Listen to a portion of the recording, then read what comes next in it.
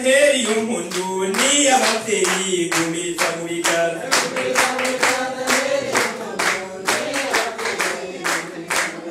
gumiza mu biganza nteri y'umuntu ni ababyeyi gumiza mu biganza yonga bakomeye mu biganza mugumize mu biganza bose nkomeye mu biganza mubapfunimishe ngo naramaze ku rufuni imyaka niyi imyaka ishika 8 ndoda urufuni ngiyindi ishika kuri 4 se ku rududu abapfunimishe gumiza mwenge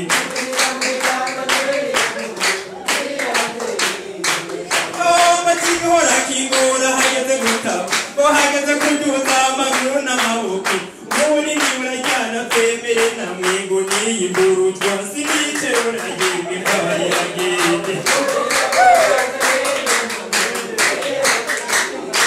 yohonga bakomeye mu biganza yoho ntamwe murabi yoho baryoge rwose yohonga bakomeye mu biganza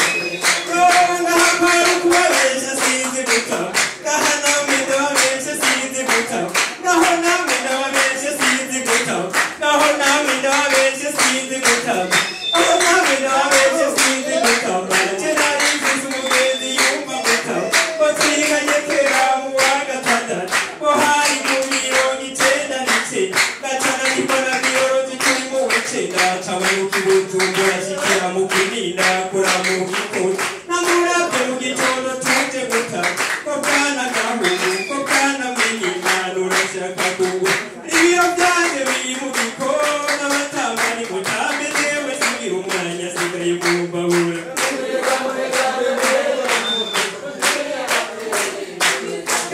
indemesho namuhaye namwe mura indemesho namuhaye bantu mura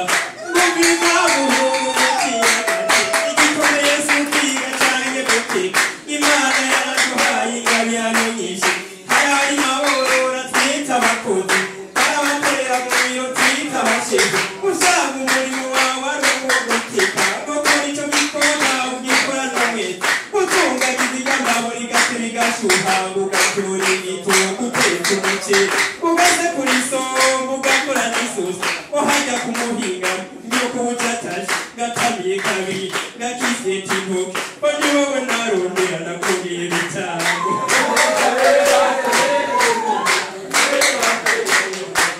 yonyi mpunde niyeri yongo yeri yikuye yongo yeri yikiye icani murabwira abantu muraha ayo mashimo yihoze icani murabwira abantu muraha naho mubona twenga sinorohewe cyane aha naho mubona ntamba sinorohewe cyane nakunze umukobwa kitwa Muhorakeye ndamwandikira ikete rivuga ko ndamukunda munyuma muranyandikira rivuga ko nawe nkunda naryohewe mwabavyeyi munyuma mbona irindi rivuga ko bamujanye nashavuye yemwe numva gahinda